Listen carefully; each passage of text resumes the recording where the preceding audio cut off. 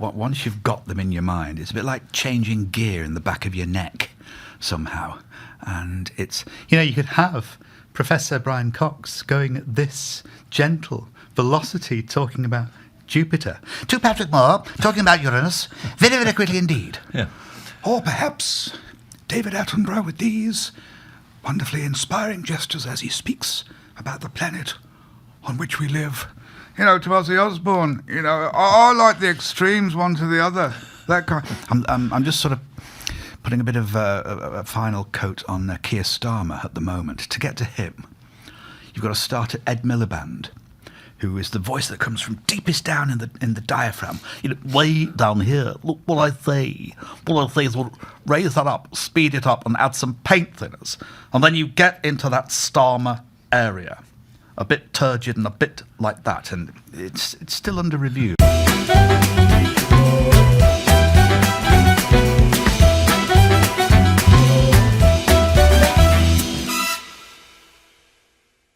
Hello again and welcome to the Dr. Hilary Show. Once again, the very best health advice I can give you this week is to subscribe to my YouTube channel. It takes seconds, and in return, you'll get exclusive medical news and wellness tips that you won't find anywhere else. It costs nothing, so click that subscribe button right now and take the first step towards a healthier, happier you. Now, coming up, the impressionist who started out on the TV show Spitting Image and who is perhaps best known for pranking the then Prime Minister Tony Blair when he phoned Downing Street and told the switchboard operator he was William Hague. Of course, he does that impression much better than I do. It is, of course, Jon Culshaw that I'll be talking to. Plus, there are 15.5 million menopausal women in the UK and 1 billion globally. And yet, many of those women feel overlooked, underserved and invisible, with little education or support. I'll be joined by Heather Jackson, CEO of Gen M, and the broadcaster Kaye Adams. That's all on the way. But first, what is the leading cause of disease and death in this country? It is still smoking tobacco. So very welcome news that varenicline is now going to be back available on the NHS for those people who want to quit. Quitting is important. Smoking tobacco costs the NHS about £2.5 billion every year, looking after people who've developed illnesses and conditions as a result of smoking.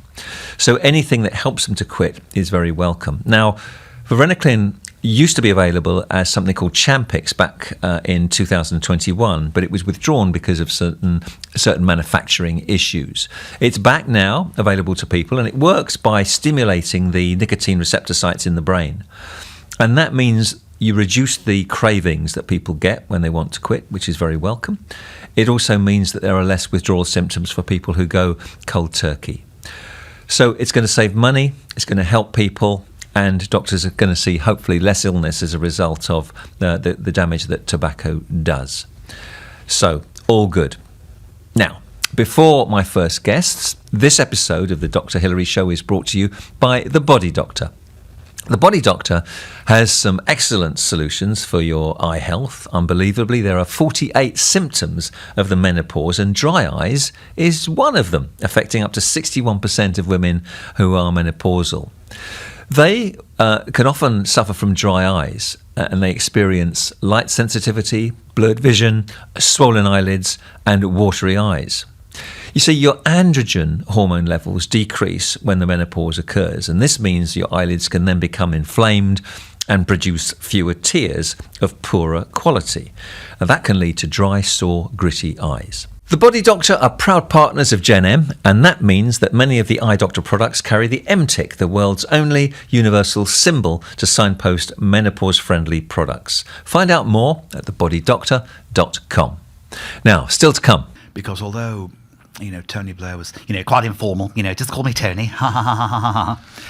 Hague with his sardonic sense of humour. Never went along with that and always called him Prime Minister. You could imagine him doing it like that. So when I said, "Hello, Tony," in that informal William Hague way, I thought Blair knew something was up. But he did play along. He did play along. Oh, that's excellent. I mean, it got worldwide coverage, which Dear is brilliant. me.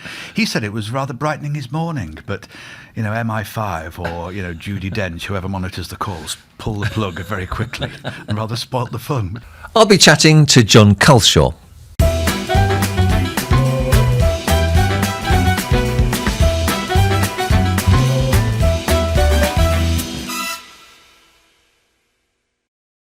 It happens to every woman, yet many are left feeling lost and alone. Right now, over 1 billion women worldwide are going through the menopause. That's 1 billion experiences, 1 billion unique journeys, and 1 billion reasons why it's time to bring this conversation into the open. With me in the studio is Heather Jackson, CEO of GenM.com, and on Zoom from Scotland, the broadcaster Kaye Adams. Welcome to both of you. Thank you for joining me. Tell me, Heather, as CEO of GenM, I know how passionate you are about this subject. You're passionate about the lack of knowledge, the lack of awareness, the lack of support for 15.5 million women in the UK going through the menopause and the inconvenient and sometimes awful symptoms, not always, but sometimes. What inspired you to set up GenM and tell me more about it? Well, as you said, I am the CEO, but I also the co-founder of GenM, the menopause partner of brands and home of the MTIC. And what inspired and made me, well, it wasn't even inspiration that got me and my co-founder to do this. It was actually frustration. As two perimenopausal women, myself and my friend Sam, we felt really that we couldn't find the products we were looking for to accommodate our menopause, from the climate control bedding I was searching out for my night sweats at night time to foundation that wouldn't run down my face. I was looking for products that could help ease, relieve or support, and yet by brands that had felt loyal to all my life, we felt let down.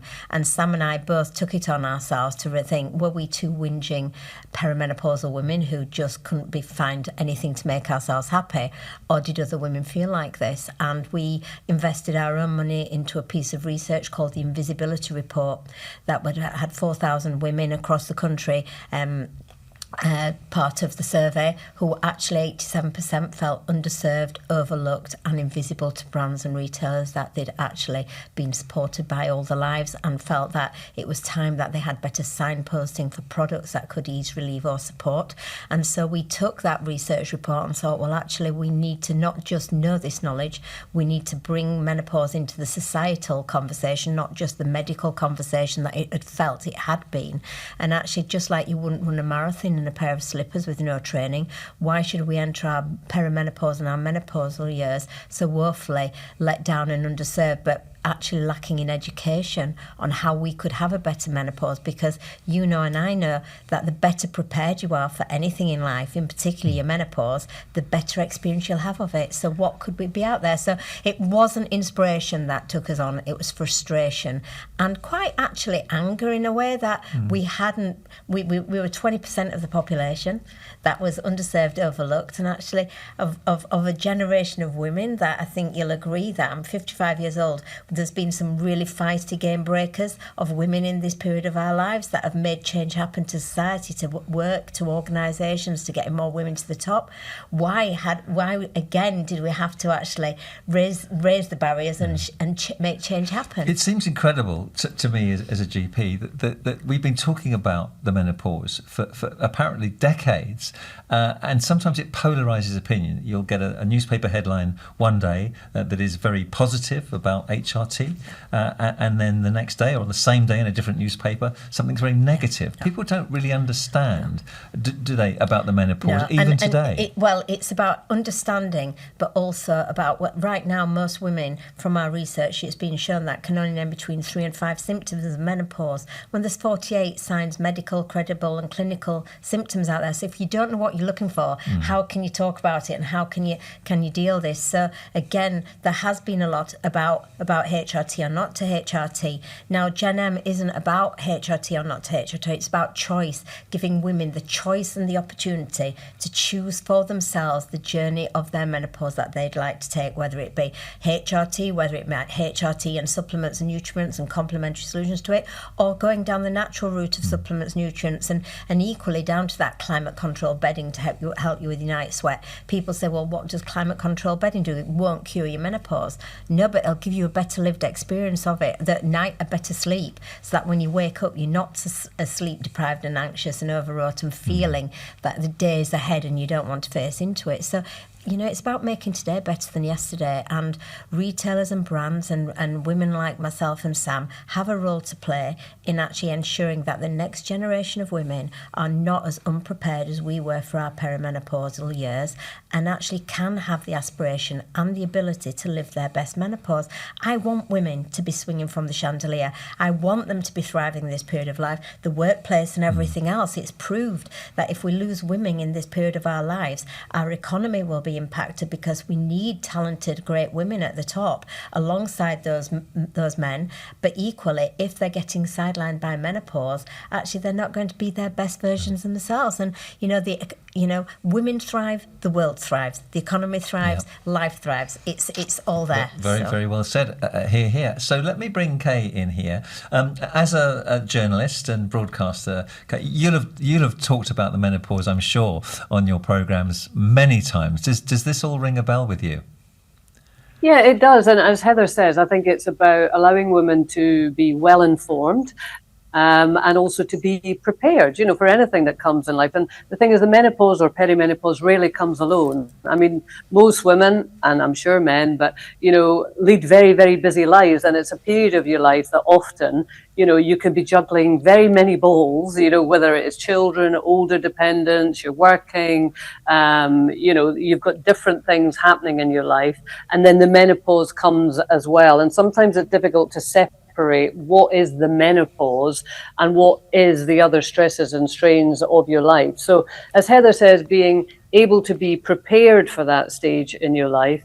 But I guess the bit, and you alluded to it there, Heather, Hilary, that frustrates me a little bit is that the information that we get doesn't always match up. We get so many conflicting, particularly about HRT reports, and it's very difficult for women. And I remember it myself, when I was considering, should I go on HRT or not? I'd listen to friends, I would listen to conflicting sort of reports. I was worried about it. Breast cancer is something that women thankfully have been taught to be very aware of and to check of. So it's very much in our minds. And the thought that you might be walking into a situation whereby you are increasing your risk of that, I think we've moved on a little bit. But when I was hitting the menopause, that was very much the live debate.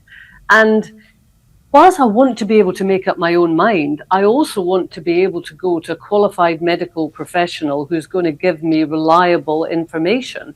And I felt at that stage I could speak to 5 different doctors and get 5 different stories. And I found that quite scary. Okay, you're absolutely right. If people can't go to their doctor and get consistent advice, there's going to be a lot of confusion. You agree with that, don't you, Heather? I do, but, education doesn't just come from the doctors. Education comes from society as well.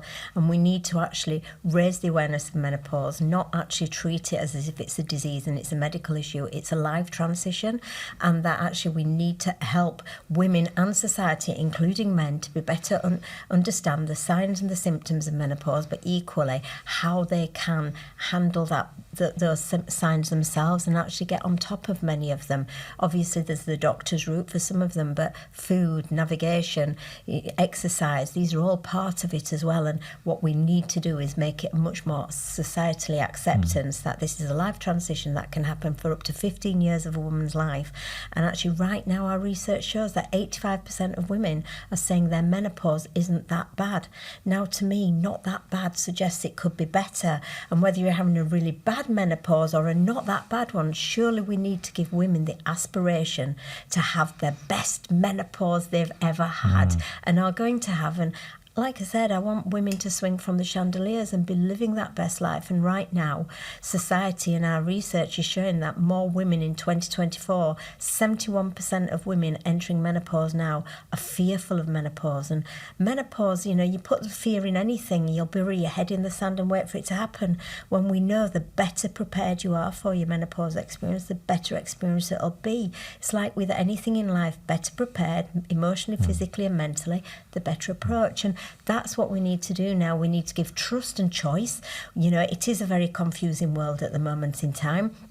But if a woman is trying to choose her options and look to the supplements, the nutrients, the exercise, the skin care she might be needing, we need to bring trust into that as well, because there's been a lot of words about exploitation and meno washing. Well, actually, yes, the global market for menopause has been written by Forbes to be valued at £600 billion.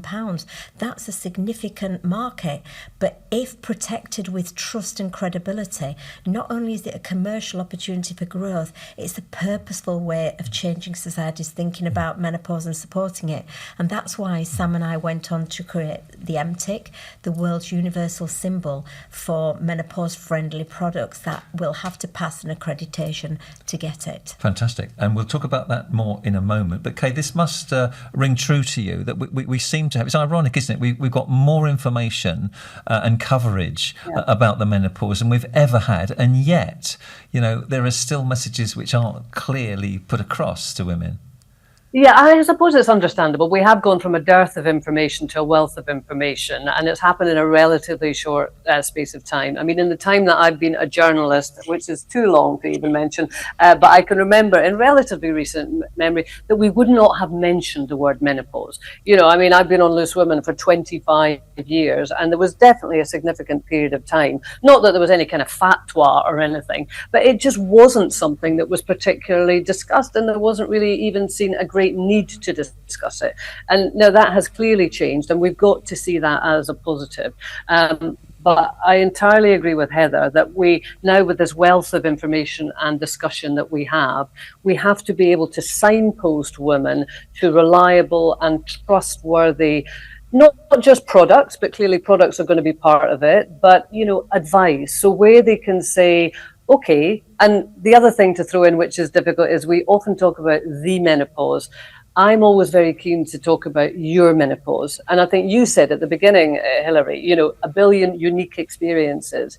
And, the menopause affects different women differently, depending on their biology and also what else is going on in their life. So allowing women to own their menopause, to be able to speak about it comfortably and not think it's a taboo subject, and to be able to look at the advice and products that are out there and think, yeah, well, that one I can put my faith in. And if that works for me, then I can be confident, rather than looking at it with a sense of apprehension. And I think it's remarkable that you're saying, Heather, that despite the fact that we're now having this very open conversation, women aren't necessarily having a better experience. And we want women to be well. I mean, women are very good at being stoic.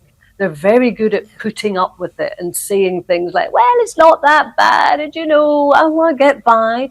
To have the aspiration to feel well at all stages of your life, and everything, let's face it, that a female's biology throws at them, that should be a good aspiration and not an overly ambitious one. And that massively, completely agree with you there, because our research again this year has shown that only 5% of women feel confident in their menopausal years, and only 2% will accept that, they will admit that they're thriving. Now that's seriously negative figures there, that actually what's the other 98% of women feeling? And no matter what we try to do, we have to get into the psyche of these women and understand, feel them, see it through their eyes, and actually talk to them with that tone as well, not in a patronising way, but actually, we did a campaign in October with all our brands, 120 of the biggest retailers and brands, to actually encourage women to be optimistic, to be authentic, to be energetic, to be erotic, to be unapologetic, to be authentic.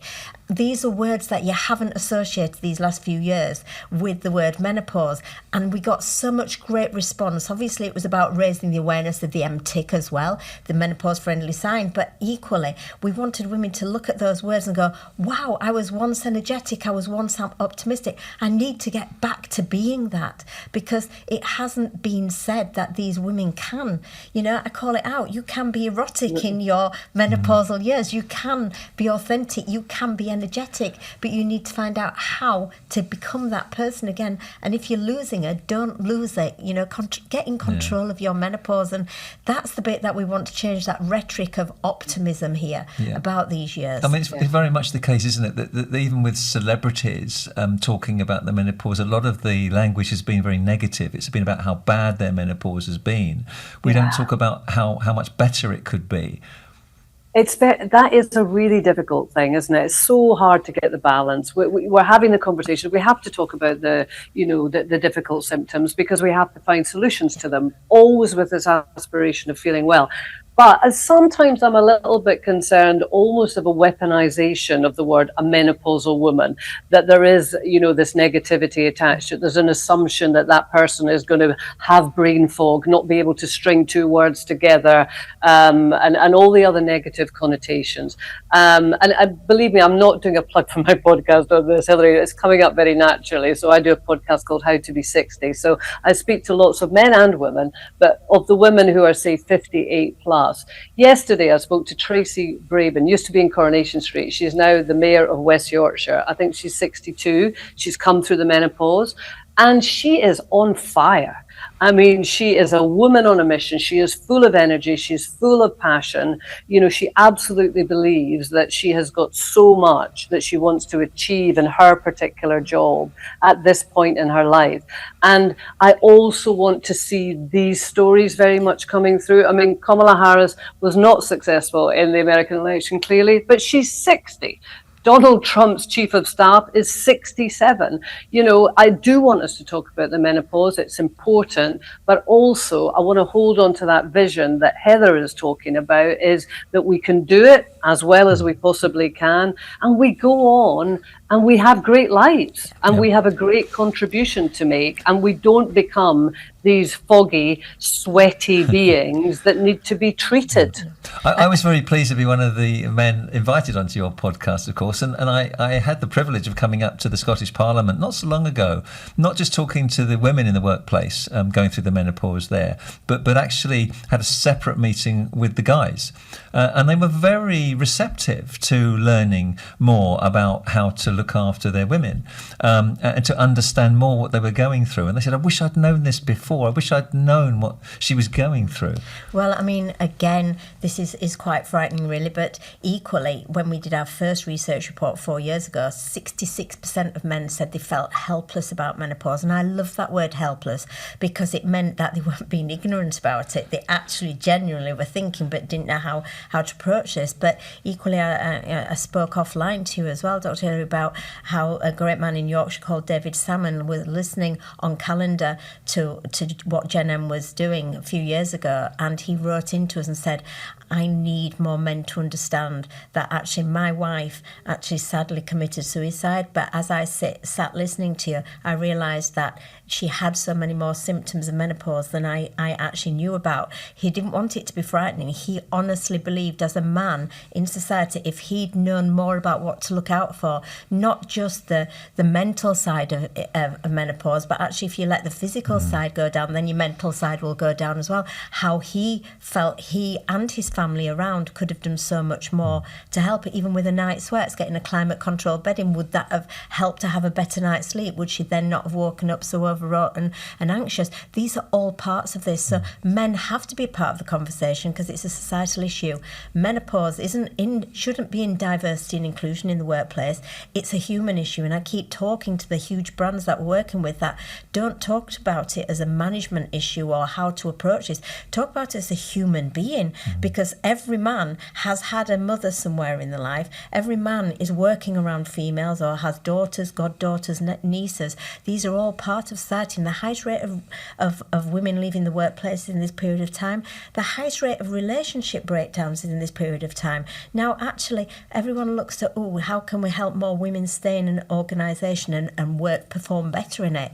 But I would argue any man or woman in a relationship with a menopausal woman, and you're possibly in a relationship that's breaking down, I would ask that partner's not going into working their best either. This impacts all of productivity. And then you also have, obviously, as we've touched upon, we have that frightening thought that, the highest rate of suicides in this period as well. So let's not ever think it's a women's issue, this, or a woman's problem. This is a societal problem that we need to understand. And, Kaye and I are of that generation of women that we're very privileged. We are the first women to have the ability to live longer post-reproduction than pre-reproduction. Now, I don't want to live longer if I'm going to feel like crap. I really, really don't. I want to live my longest life, but at the best quality of it. But equally, nor do I want women of 30 going, actually, I'm living my best years at the moment. If that's 55, I don't want to be menopausal. I need 30-year-old women going, if that's 55, bring it on. And I don't see many women right now, younger women, going, bring on my menopause. And yet, for me, it is the most exciting, empowering period of my life. And I'm sure it is yours as well. I think that's a really good point, Heather. We don't want to, imbue fear in younger women. In some ways, when I was in my late 20s, early 30s, ignorance was bliss to a certain extent. The menopause was something I never gave a thought, never spoke to my mum about it. And, as far as I'm concerned, it just didn't exist. How naive was I? So we're now in a situation that people know it exists. But the last thing we want are young women to be thinking, oh my goodness, I'm done when I get to that stage. We need them to be thinking, well, I'm at this stage of my life now, I will progress, I will go through the stages of life as we all do, but I have every expectation of being well and energetic and, vital as I do right now when I'm 30. And the thing is, we hear these great positive messages. Now, as a GP, the menopause is one of the most dramatic things that we can treat. I mean, sometimes, a patient will come into my surgery and they don't actually realise that they're in this period of time. And we just talking to them, they can start crying because that somebody is listening, someone's understanding. And, it might be HRT, but it might be something else that you suggest. And within a month or two, their whole life has improved dramatically. And it is something that is immensely rewarding to be able to help with. Massively, but equally, back to that education that we were just talking about, food for me was the biggest change for me in my nutrition, because I've been one of those generations of women who've actually been calorie deficit all my life. I've done the Atkins diet, the cabbage soup diet, the Cambridge diet. We've been our generation of women have been the guinea pigs for the dieting world. And actually that meant that when I entered my perimenopause, unbeknown to me, I was nutritionally knackered, for want of a better word. I hadn't been putting the right ingredients in. I could tell you that 4 apples, it equates to 1 Mars bar in calories, right? Well, I have the Mars bar and I'll spread that out throughout the day, but never was I thinking about what I was putting in my body. And yet I've been privileged in my life to be able to afford a beautiful sports car, and I only put the best petrol in it. And yet, because that'll make it more efficient, I wasn't thinking what I should put in my body. So this isn't just about understanding more about the HRT side of things. This is actually if you want to live longer and be more energized and have that ability to actually feel good, what do you need to do as a woman? And back to that value in yourself. Our society as women, we've often valued ourselves at the bottom of the pile. We've got our kids, we've got our aging parents, we've got our career, we've got our employer to please and everybody else. And actually, no, this is one time in your life you need to value and put yourself number one. Because if you can get hold of yourself and feel good, all your other responsibilities that we've got and we can do, and that we don't moan about, we just naturally do it, we will do even better. It's interesting you saying that, Heather, because on the nutrition side, which I'm very keen on as well, if you think of the message, it tends to be punted out, if you like, to sort of middle-aged women in terms of what is a good time. It's cakes and Prosecco. And everything, whether it's greetings cards or fridge magnets or, just casual conversation. Oh, cakes and Prosecco, which, okay, it sounds nice now and again, but actually, It's the last thing that we want to be well, beasting on, occasionally, yeah. Kaye, can I ask, did you have as much help as you needed going through your menopause? Did you probably people think menopause, it's either HRT or it isn't. We're going to hear more about the fact that it isn't. There's other products you can think about. But did you have a good experience? Well, I mean, to a certain amount of shame, given that, as a journalist, I should really be quite well informed. I went through the sort of night. I didn't have terrible symptoms. I had one particular period of 3 or 4 months where I felt very, very low. It's the only time in my life that I would say I had anything approaching depression. So that would be my most dramatic symptom, and I became very anxious. But prior to that, I did have night sweats. And, I look back now and I think, what were you thinking? Or more to the point, what were you not thinking? I had no idea why this was happening. It never occurred to me that this might be related to the menopause. And so I would just stick a leg out the bed or sort of flap the duvet or whatever. And I look back now and I think, how foolish was I? The period that I went through that I felt really, really low, that was very difficult, I have to say. And I just did not know why, because actually there were things happening in my life professionally and with kids and stuff that were great. It wasn't a bad period of my life. That came a bit later. But my goodness, I just couldn't find any joy in anything. And I did then go to a GP who was a female GP, and it was a very short consultation. And she basically said, HRT or antidepressants, which do you want? And that really was the extent of the conversation. And I went in saying, I don't know what's wrong. I just don't feel myself. And she basically shrugged and said, I've got this, what do you want? That's extraordinary, because they're not interchangeable. Well, I walked out, I said, thank you very much. And I walked out and I didn't take either at that stage because I was just kind of reeling with it. Because I thought, right, okay, where am I now? And on the one hand, at that stage, so you're going back maybe 8 years, I had a fear of HRT. The conversation at that point was very much around breast cancer. And I know we have moved on a bit. But at that time, at my head, I was bing breast cancer, bing antidepressants. Do I want to be and there's nothing wrong with antidepressants. Please don't think I'm saying that at all. But they had never been part of my life at all. And so I was suddenly antidepressants, which I've had no experience or knowledge of, or HRT, and I'm really worried I'm going to get breast cancer. So and no one at that point asked you what sort of exercise you're doing, what sort of food you're eating, what's your sleep patterns like. These are all part of it. And those 48 signs of menopause now, from dry and itchy skin to a dry vagina to thinning hair, all builds up. And yes, there's the physical and the mental and the emotional sides of it, and the depression side and the anxiety, but there's so much more to it that brings this on, that if we knew more about it, we've our research, and I keep talking about research because actually that is the valid point here. When you do research, you've got the actual stats there. More evidence. Women are now self-diagnosing rather than going to the doctors their menopause, and actually they're looking to find alternative solutions to actually complement whether they're taking HRT or not, but looking to search out those solutions, from supplements to nutrients to shampoos for the thinning hair. This is more women are much more understanding now what's happening to them, but equally it's not just about learning about what's happening and why, it's what can I do about it. I mean, I've got short hair and I'm embarrassed to say I love my hair short now, but actually it all started because the plumber was coming round more regular than anybody else was coming to my house to unplug my sink, and I realised that my hair was starting to thin, and me being me went straight into solving mode. Right, I'll chop it all off, when actually I'm really annoyed at myself now, because had I understood that it was perimenopause and there's products and there's solutions and there's your scalp you can do so much for, I wouldn't have chopped my hair off. Now I love it short, but I did take away that choice, and it's all about choice. Women want now choice to manage their menopause their way, in a way that suits them and their lifestyle. Well, look, we've heard some really strong and positive messages from both of you today. Thank you so much. We could talk about this for another couple of hours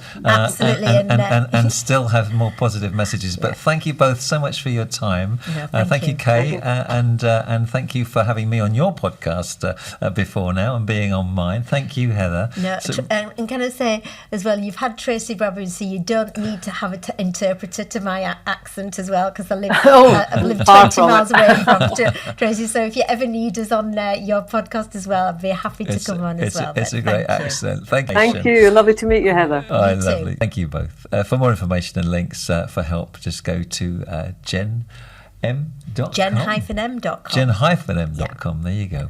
And if you want to check out the notes on the rest of today's podcast, you can go to drhilaryjones.com. Thank you for joining. Thank you.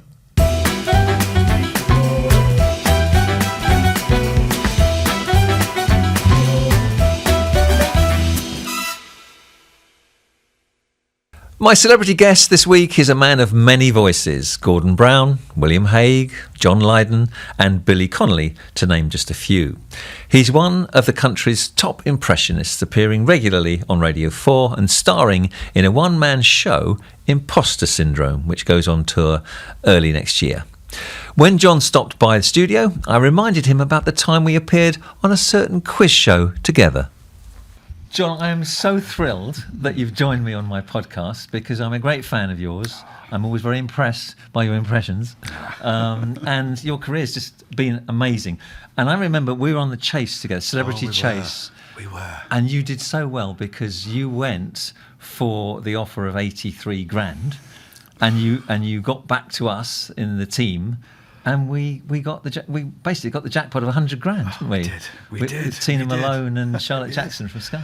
I always love it. Whenever we bump into each other, we'll always just have a little reminisce about that. We do. And we'll always just revisit it. Well, I was very impressed with your general knowledge. And we won by 1 second on that. Yeah, but it was just enough, wasn't it? Just enough. And it's always, the pushback questions. Yeah. You had a great one, the crucial one at the perfect moment, which was about a chemical element. Ending in S. Yes. And just like Michael Caine, you went, phosphorus. I remember that. It was a great day. And thinking of your career now, I mean, you've been so busy on so many shows that everybody knows, but your career started quite humbly, didn't it? On hospital radio in Ormskirk? Hospital Radio Ormskirk General. Fantastic. Yes, in 1986. In the September of 86. And I can remember days and times.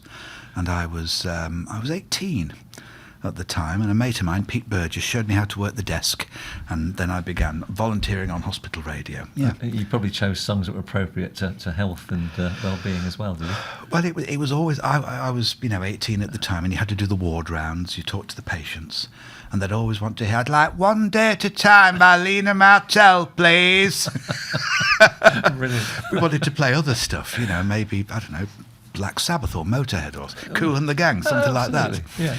But we did. It was a mix. Fantastic. It was a mix. And you're often described as being catapulted into fame after Spitting Image. What was it like being catapulted? Catapulted. Painful, Yes, it's Captain Peacock. Yes, it was. I remember joining Spitting Image in 1994. Times again, you see, and it was a real thrill. Steve Coogan had moved on from the programme, and it sort of left a bit of room for me and Alistair McGowan and others to kind of come in, and taking those twice weekly trips to London to take part in this show that you always watched for years.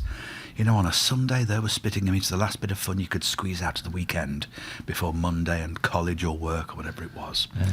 And to join the team was a brilliant experience and a great learning experience. My first job in telly, that was Spitting Image, yeah. And then, of course, there was Dead Ringers. And yes. You did what, 40 different voices? Yeah, something like that. If you count them all up, on Spitting Image, I used to do Kenneth Clark, Victor Meldrew, Frank Bruno, Liam Gallagher, and if you chalk them all up, it gets into 40-odd. And then Radio 4 wanted, I think the brief was, we'd like a Spitting Image for Radio 4. And they went to Bill Dare, who had once produced Spitting Image, and so he came up with a very Radio 4-ish version. Radio 4 had never poked fun at itself before. So initially there was this amazing sense of novelty and mischief. So yes, and then it was away, and that was 25 years ago. Wow. And there's probably nobody you can't impersonate, really. Given enough time, you'll get there eventually. I'm going to ask you about the art of it in a moment because I'm fascinated by it. But you're particularly famous for impersonating prime ministers. So you've done them all. You mentioned Kenneth Clarke, wasn't a prime minister, but a politician. But you've famously done William Hague.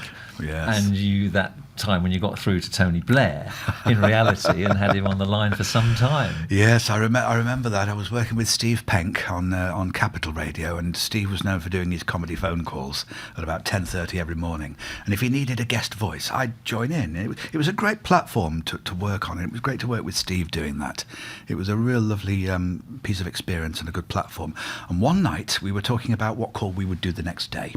And I said, I've got this great new voice. It's yes, William Hague. He's the leader of the Conservative Party. He's got this amazing drawl. He'd be great in a call. And Steve, who always would see the quickest line straight through, would go, right, well, we must call Downing Street then. What? Are you sure? We made a few little notes of how the conversation could go. And the gag we thought would obviously be whoever was running the reception would say, oh, go away, stop wasting our time. And then a bit of comedy from an affronted William Hague. Am I not good enough to be put through? How dare you? What an outrage. But unintentionally, we'd called on a Wednesday, the day of Prime Minister's questions, where it was quite normal that the leader of the opposition might call the Prime Minister. So when we came through with our nonsense, there was no objection to him. We just got straight through. So yes, it was quite a shock. And then Blair mentions it at Prime Minister's questions, and then Trev MacDonald announces it at News at 10. Quite a day. And was there a point where Tony Blair realised that? Well, he did, you see, pretty much straight away. Because although, Tony Blair was, quite informal, just call me Tony, ha ha ha ha ha ha. Hague, with his sardonic sense of humour, never went along with that and always called him Prime Minister. You could imagine him doing it like that. So when I said, hello, Tony, in that informal William Hague way, I thought Blair knew something was up. But he did play along. He did play along. Oh, that's excellent. I mean, it got worldwide coverage, which dear is brilliant. Me. He said it was rather brightening his morning, but, MI5 or, Judi Dench, whoever monitors the calls, pull the plug very quickly and rather spoilt the fun, which was a shame. But you actually do the characters better than they do their voice themselves, because it's a caricature, isn't it? So yes. you're emphasising certain traits in the language. But I find the whole thing fascinating. Where does that art come from? Well, if you try to describe it, it's amazing how confusing it really is. I suppose you're looking for the things that you can exaggerate and make funny and stretch, an audio caricature. Yeah. So you look at certain people, and to learn the voice, you've just got to watch them over and over and over again. So it's really there on your subconscious. And you can see the person in your mind's eye. And as you speak, if the sound and the vision match, then you're okay. Yeah. Then it sort of goes along. And does it come naturally to you eventually, or do you have to play it back? Do you record it and play it back and listen to yourself? There's no doubt all of that does help. A lot of it is very natural and very instinctive. You'll know within yourself when you're kind of comfortable with it. But it really does help when you listen back to some recordings, some Dead Ringers shows, and you actually hear it in a detached way. It gives you another dimension that adds to the whole feel of it. Yeah. I suppose most of us can do one accent. There's somebody we can impersonate if it's even as a family member. Yeah. But to go from one to the other so quickly, I mean, that is a real talent. Once you've got them in your mind, it's a bit like changing gear in the back of your neck somehow. And it's, you could have Professor Brian Cox going at this gentle velocity talking about Jupiter, to Patrick Moore talking about Uranus, very, very quickly indeed. Yeah. Or perhaps David Attenborough with these wonderfully inspiring gestures as he speaks about the planet on which we live.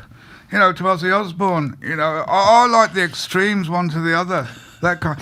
I'm just sort of putting a bit of a final coat on Keir Starmer at the moment. To get to him, you've got to start at Ed Miliband, who is the voice that comes from deepest down in the diaphragm. Way down here. Look what I say. What I say is we'll raise that up, speed it up, and add some paint thinners. And then you get into that Starmer area. a bit turgid and a bit like that, and it's still under review, but it's downloading in. I'm trying to work out why it's so funny, but it's hilarious. I mean, it's such an art, and I'm in awe of how you can do that, to change your voice, and as well as the mannerisms. You obviously enjoy it. It's something that is is a passion for you.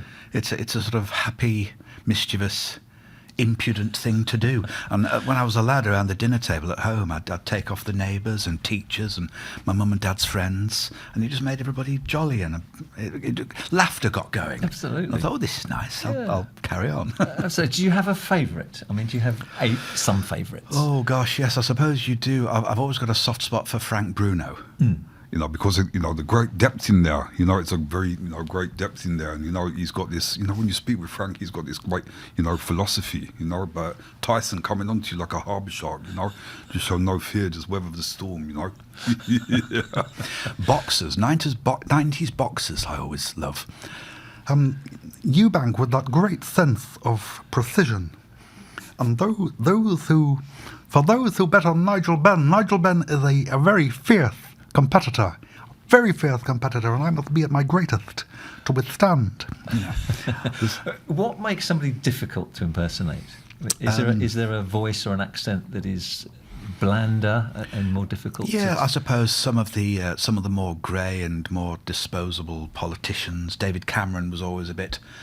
Not a lot to go on, just, generic posh and a repeated hand gesture and that sort of thing. Well, there's time's gone on now. There's that little bit of maturity at the back of the voice. It's gone a little bit like that, slightly more to get hold of, that kind of thing. Keir Starmer, I'm just in the docking procedure of getting him away from Ed Miliband at the moment. So that's sort of midway through.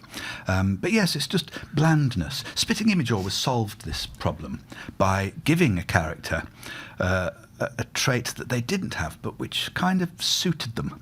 For instance, if they had, Norman Tebbit was given sort of punk leather gear and a motorbike, because it sort of somehow resonated.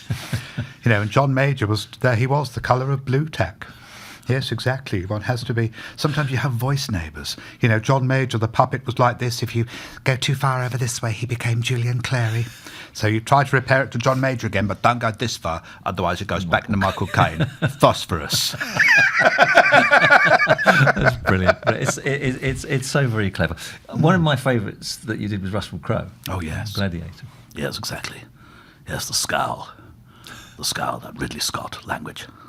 Quintus, feel the earth of me. What we do in life echoes in eternity. And then when I sort of let that slip and my Lancashire accent comes through, it becomes Les Dawson again. Les Dawson, yes. My dear mother-in-law, she didn't have tonsils, she had a fan belt. Love it. So clearly you're extremely busy and in great demand, but you look fit. Do you keep healthy? What sort of routine do you have? I think so. I used to do a lot of running, a lot of weights. I don't tend to do that quite as much these days. Long walks are the thing. I'll if I travel from London to Lancashire, I'll maybe take the train to Liverpool and take a local train and then walk for an hour and a half to get back the rest of the way. That's good. So I do things like that. If ever I see a bottle of green stuff in a cafe or something, I think that's probably good. So I have lots of that. Not absinthe then? No. Maybe, well, sometimes we can grant ourselves that. So I do my best. Yeah, as you get, I'm 56 now. So I can, good on it. Well, I don't have the same escape velocity that I used to have, in your late 20s or 30s. So now, for instance, I certainly wouldn't have chips and gravy on the way home from the pub. No. Certainly wouldn't do that, not at night. I certainly wouldn't just... I'd have pizzas maybe, I don't know, no more than twice a year. Okay. So I'm aware of all of that, because you don't get the escape velocity from it, and you've got to fine tune as you go. Well, we're talking to a nutritional expert shortly, so that'll be very interesting to see what she has to say. But have you had any serious medical issues, operations, or anything you can talk about? I had some. I've had some hernia operations, some inguinal hernias. Oh yes, I used haven't to work. we all? Oh yes, I think so. We used to have. I used to do a Saturday job at an electrical shop, and it was my job to lug the washer dryers to the front of the door. Yes. And I eventually got a hernia on one side with that. That was back in 1986. That was 3 days in hospital. And then I had another one on the other side in 1999. And it was interesting to note how technology and techniques had improved. By 1999, I went to a place called the British Hernia Centre, which was a done-up house somewhere off the North Circular Road. And I was in and out over lunchtime. And that was that. Fantastic. Did they use a mesh? They could. Yes, I think so. I didn't look, to be honest. No, I didn't know what was going on. No, but a very learned surgeon sorted it all out. I seem to get hernias. I've got a moderate hiatus hernia. Yeah. So I used to get quite a bit of heartburn and that kind of thing. Although now I try the intermittent fasting. So I'll have a big breakfast, a smallish lunch, and then I'll leave it for the rest of the day. Yeah. And that's cured it. I don't... less intake, and I don't get the same acid. Plus no chips and gravy on the way back from the pub. That Yes, probably exactly. contributes as well. I might do it in that. I might do that over lunchtime, but the later in the day, eating big before sleep doesn't tend to agree. That's right. Well, we ought to have our little treats every now and again. Do you take any medicines or supplements? Supplements I try to take. You know, those little green pellets that look like that look like anti-slug things. Oh yeah. maybe they are. Hope I'm getting the right bottle. I always love it when patients tell me I take those little pink pills, and there's probably 100 different ones. Yeah. I think, well, what could that be? Jelly tots, they're called. Jelly tots, of course they are. Fantastic. So I take a few vitamins if I just see them and think they might do me some good. Yeah. I take a blood pressure tablet these days. I take one every day. My blood pressure's always been quite high. Well, I'm not surprised. The stuff that you do on stage in front of audiences, it must be quite stressful. How do you deal with that? You just get along with it. You just get, as you go along and you get more experience, you're able to, I think, get a mindset on what the stress is. And it probably shows that you care about what you're doing. And if you can channel that stress to make it uplift you rather than distract you, then I think that's the way to go with it. And of course, the walking that you do is going to help that, because exercise, will bring down your blood pressure, relaxes the blood vessels after you finish the exercise. Oh, good. And keep it down, most of the time when you're not exercising. So that's really important. This is great to be here talking about health issues. Fantastic. Well, I know you're going to be busy. I wish you even more success than you're already enjoying. Well, thank you so much for coming to join me. You've made me very, very amused. It's a great pleasure. It is. It's a great pleasure. And I feel I've had a consultation for nothing. But I also think laughter is really important. I think when people can, laugh and relax and share a joke, it's really important. I think it's very good for health, and we use it in medicine appropriately, of course, with patients. I always remember a patient coming in and saying, I've got a really bad back. What's your advice? And we had the consultation and the investigation, examination, and I said, before you go, don't lift anything heavy. And he turned around and said, how am I going to have a pee? But that relationship with a patient can start the relationship between a family doctor and a patient that lasts forever, as long as you use the humour appropriately, and judge the person you're talking to. Exactly. That's the key, isn't it? If you've got humour mixed into a situation, it can just so disempower any of the stress, any of the, the fear, that kind of anxiousness, anxiety. Humour battles against that, and Professor Sophie Scott did a very intriguing research into this that showed how we are genetically hardwired in an evolutionary way since living in caves to laugh, because it strengthens teams and it gets people working together, takes away the seriousness and just gets people just in a healthier way of being. That's what we need. Yeah. Humour. John, thank you so much. Thank you so Stay much. healthy. And as the Brigadier, I can say thank you, Doctor. Fabulous. My thanks again to the amazing Jon Culshaw and his cast of many characters. Remember, tickets are on sale right now for his new show. Now, thanks also to Heather Jackson from genm.com and to Kaye Adams. Now, once again, do yourself a massive favour to kickstart your health. It takes only minutes and it's free. Subscribe to my YouTube channel for exclusive medical news and wellness tips that you won't find anywhere else. Click that subscribe button now and take the first step towards a healthier and happier you. And for more information on this week's show, you can go to drhilaryjones.com.